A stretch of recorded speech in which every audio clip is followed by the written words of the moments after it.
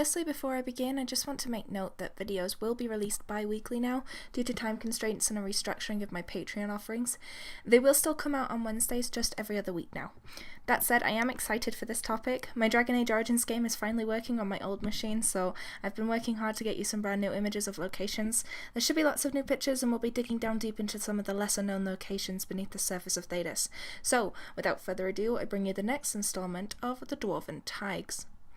Last time we explored the kingdom of Orzammar, the seat of the modern dwarves. We spoke to its isolation, its role as a dying culture, pressed in by the Darkspawn and the palest shadow of a once great dwarven empire.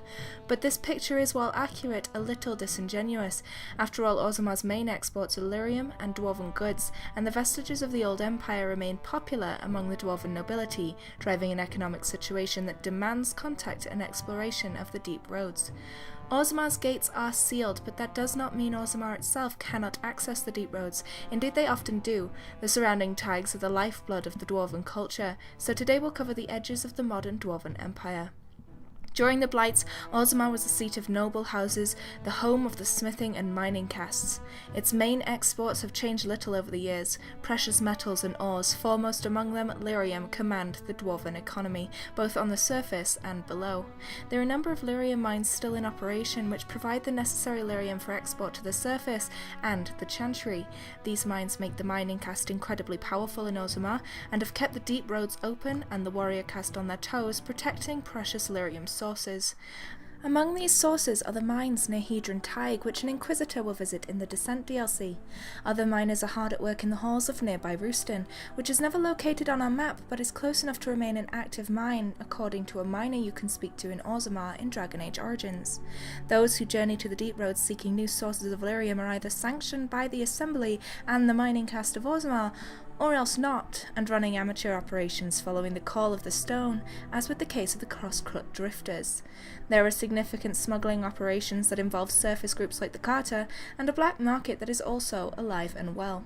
But lyrium is not the only reason that dwarves find themselves journeying deeper into the deep roads. Many of the merchant caste, and those who are associated with the Surface Merchants Guild, make their fortune on relics and antiques recovered from the deep roads.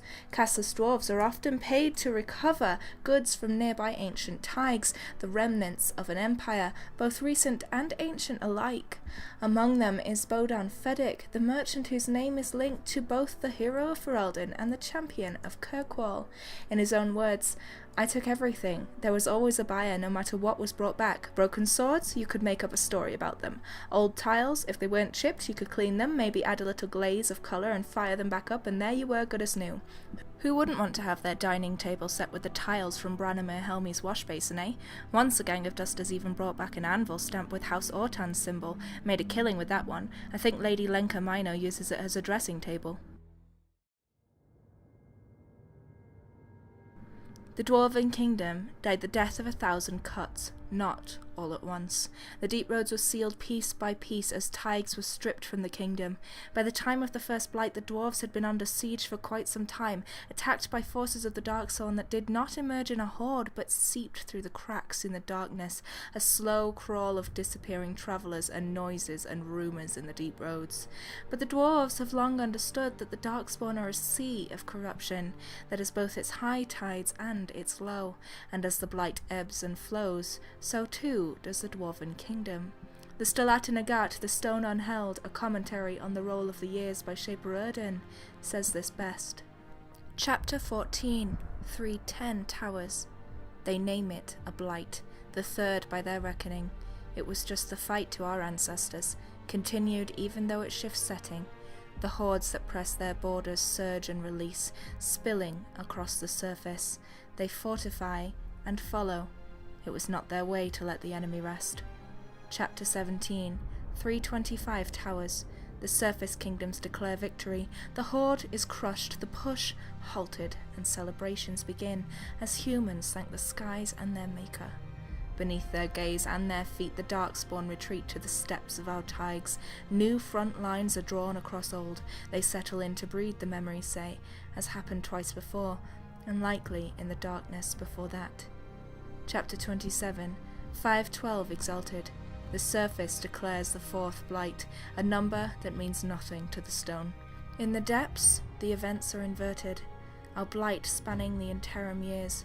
7 generations of shifting lines and darkness.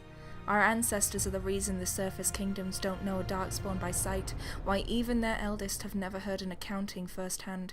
They believe the blights are defeated by a gathering of allies with a singular focus. Eventually they will be lost by attrition to the depths.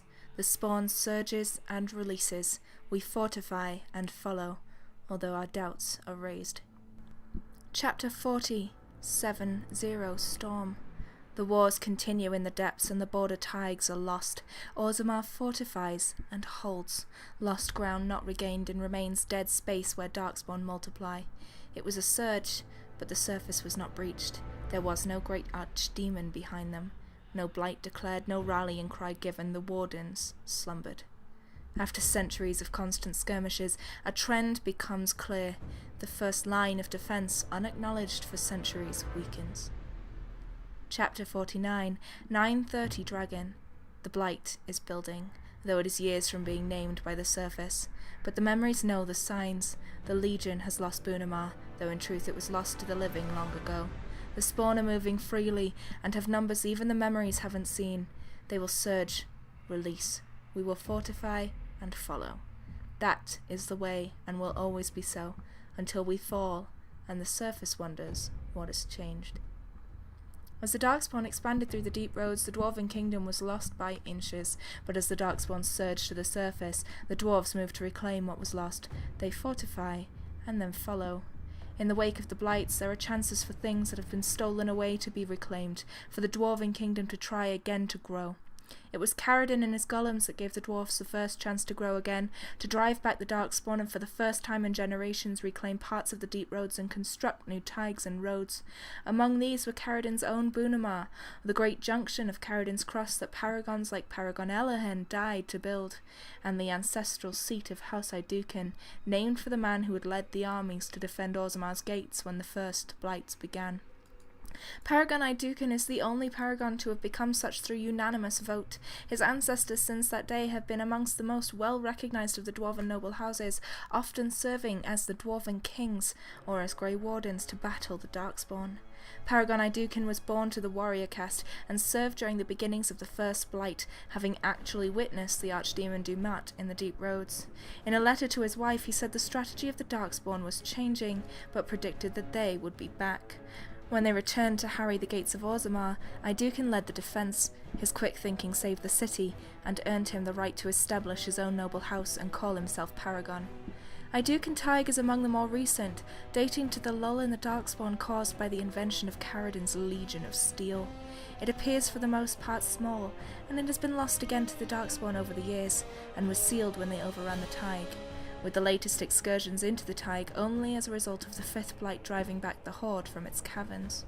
It appears that Aeducan Thaig's primary purpose, as with many Thaigs, was to serve as the final resting place of its founding paragon, and possibly his shield. This, however, remains in question, and likely is untrue due to the machinations of Balin Aeducan in the noble dwarf origin of Dragon Age Origins.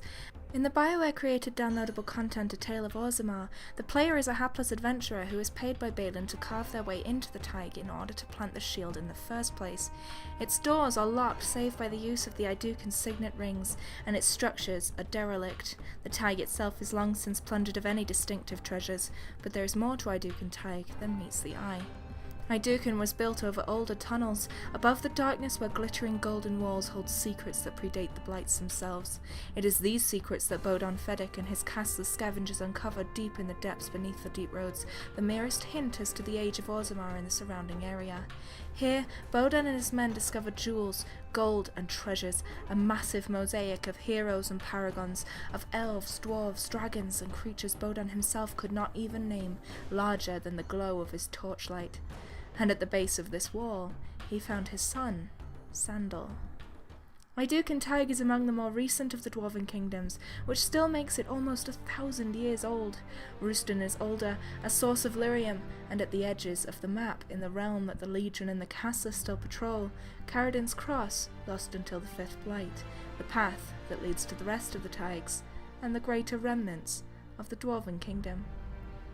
Next time we'll be speaking at great length about that older kingdom, and the Thaigs that have been lost to time. For now I leave you at the border of Caridin's Cross, and at the barest beginnings of the mysteries of the deep roads. Special thanks to my Patreon supporters, without whom videos like this would not be possible. If you like this work, do consider supporting me. It does enable me to make more when I can. And as always, thank you for watching.